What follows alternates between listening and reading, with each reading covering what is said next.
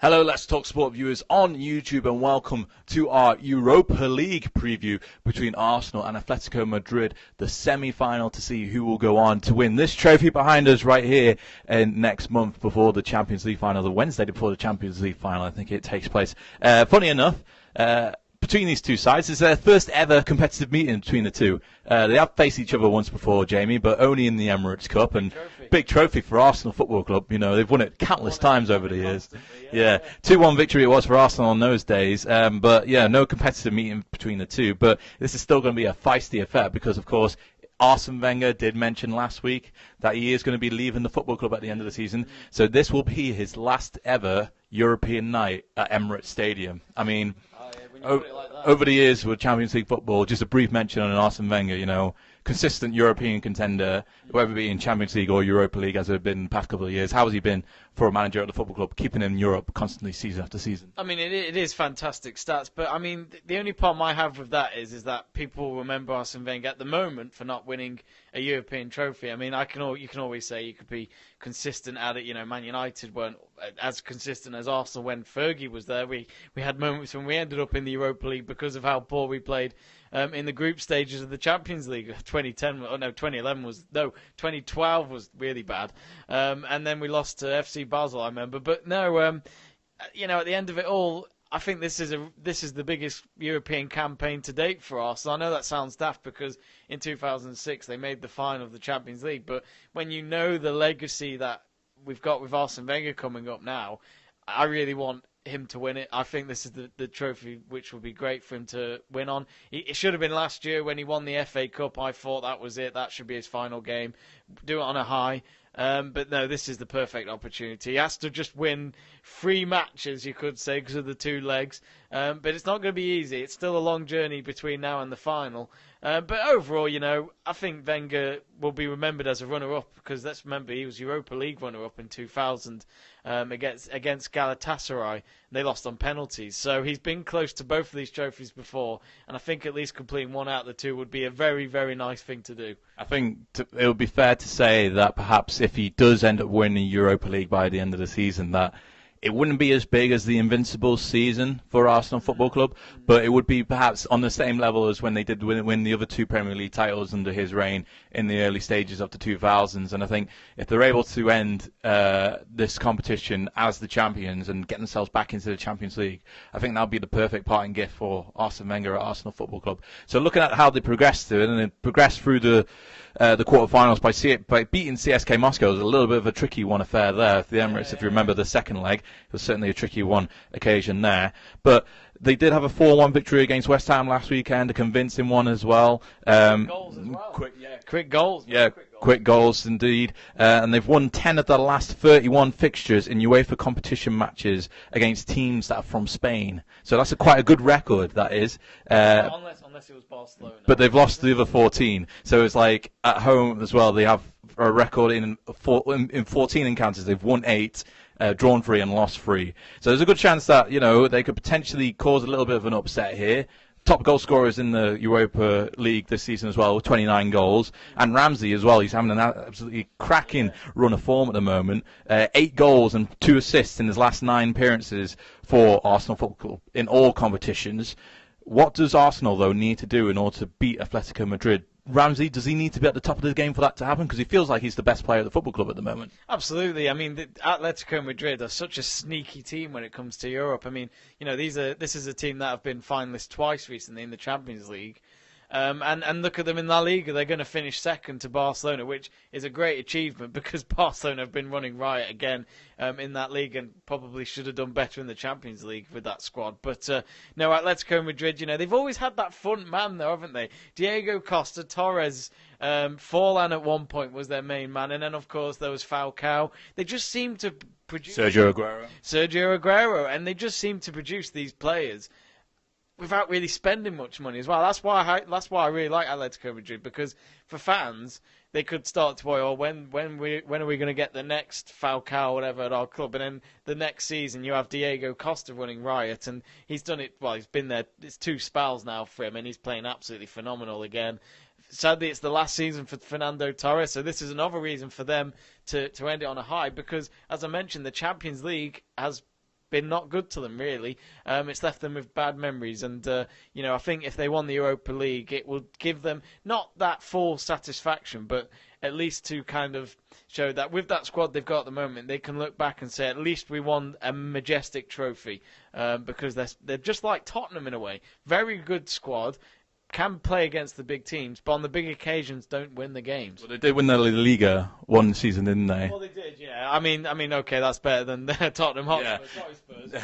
But I get your argument with Diego Simeone. He's had a lot of chances, especially in Europe, 2 Champions League finals, and looking to progress into the Europa League as well. I'm not sure, was he the one that was in charge that they beat Chelsea that year after they won the Champions League? I'm not too sure. He might have been,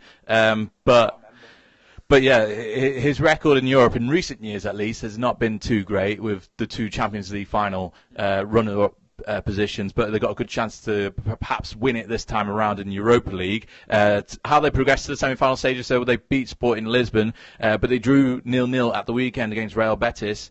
And their record in 27 matches against English clubs is pretty decent. 10 wins, 11 draws, and 6 losses. So it's a positive record, and they've been victorious in 7 of their 9 last 2-legged knockout contests, including all of the last 3 against English teams. So it's not looking promising too promising for Arsenal, and really the one man that they have to really be focused on and trying to close down is Antonio Griezmann, because he's been 19 goals this season. How does Arsenal really try to keep him under wraps in this game?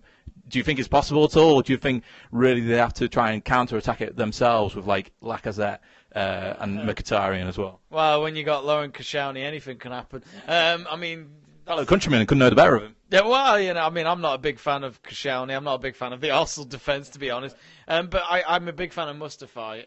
Is that how you say it? Mustafi. I say it like it's Mustafa. You sound like Mustafa. He's not from the Lion King, mate. I thought it was... He might have a beard like it's a mane, but he's not from the Lion King. I thought it was a galaxy. I thought it was a planet in the Star Wars galaxy. Mustafa, yeah. Yeah. It's my favourite planet, if you want to know. I should get it right. But no, I'm a big fan of him.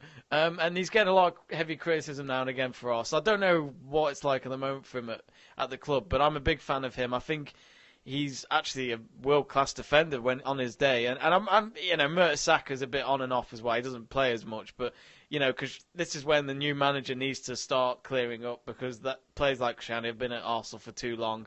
But you do look at the Arsenal team and think, why? I think they've got just as good of a chance as Atletico Madrid have to get to the final. And this is why I'm looking forward to this tie. I have no idea what's going to happen. With Arsenal hosting the game first, they're going to want to really celebrate the night, as you mentioned, Wenger's final European game. And I don't know. I mean, Lacazette up front, he's playing okay. I don't think he's having the greatest of seasons as we were hoping. He's been pretty good in recent form. He got 2 goals at the weekend, didn't he? He has, but I mean, that's against West Ham. I'm on about the big games. When's Lacazette really performed? Not really. Well, the whole team haven't.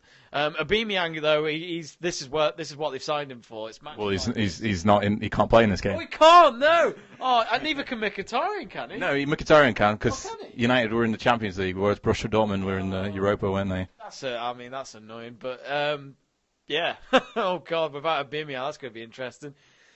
All I can say is that I really have no idea, because this is 2 sides that they change forms a lot, and out the 2, Atletico Madrid are the favourites. That's all I can say. Rather than focusing on then the 2 ties affair, just simply looking at this game at the Emirates and the occasion that it is for Arsene Wenger. Do you think then there's going to be more of a motivation then for Arsenal's team to perhaps upset the odds and try and win this game at least by a narrow margin of like 2-1? We're not expecting miracles here by Arsenal Football Club against Atletico Madrid, but to at least get a victory in this game to take to Spain the week following afterwards, and to try and perhaps progress to the final, to end the season on a high and get Arsene Wenger a trophy. Well, I'll say this to Arsenal fans if they're watching, turn up, show passion, put the noise out there at the Emirates, because it is one of the biggest nights in Arsenal Football Club history. It really is. Not because of the club, but for the manager as well. They've got to win this. They've got to go out there and play every single moment in that game, because that's what a proper football team is. It's not about getting the goals early on. It's actually about playing 90 minutes, because you could go 3-0 up by half time and they'll get 3 goals back if they don't concentrate in the second half. It's just, that's what football is. It's an incredibly unpredictable sport, and you've just no idea what's going to happen. And I'll say this now, Arsenal fans really have got to. They've had their wish has come true this week, and that is Arsene Wenger is going. Now they've just got to cope with it for the next month and actually get the trophy that they're all fighting for. And let's remember, if Wenger finishes the season winning the Europa League, it's a nice welcome present to the new manager by saying you've got Champions League football next year. So it's not just about the trophy, it's about the Champions League trophy. And that's what I love about this competition, because I'll be honest, before United won it, I didn't really realise how important it really is. But when United won it last year, that was a big, big win, because that got us back into Champions League football. Mourinho was under pressure if he hadn't won it, because a lot of people would have questioned his first season. And it made our league fun look like nothing at the end, because we focused all of our Thursday night football instead. So, it's a big commitment for this Arsenal team. They're having to change so many Premier League matches to a Sunday and play every Thursday at the moment. But they've just got to do it for 3 more matches if they can make the final. So Arsenal win in this tie? Just in this tie, not over the 2 legs. Just in this tie, do you think they can win? My heart is going to go for an Arsenal win. It's going to be a tight affair. I'm going to say 2-1. I think that they'll win at home, but when I say 2-1, there's that away goal, isn't there? So this is where Arsenal really do need to perform at Atletico Madrid. But that match is all about getting as many goals as they can, because that trip to Madrid could be very, very difficult. Yeah, I'm going to agree with you. I think 2-1 is a fair result, and the away goal is fair to what Atletico Madrid can offer in this game as too. Yeah. So it'll be an interesting second leg for certain to see whether or not either side can progress on. It's going to be so nerve-wracking, that second leg. Yeah. Depending on the score, it will be so nerve-wracking. Yeah. Let us know your own scoreline predictions for the Arsenal versus Atletico Madrid Europa League semi-final game in the comments section below. Make sure you like and subscribe for more Let's Talk Sport content.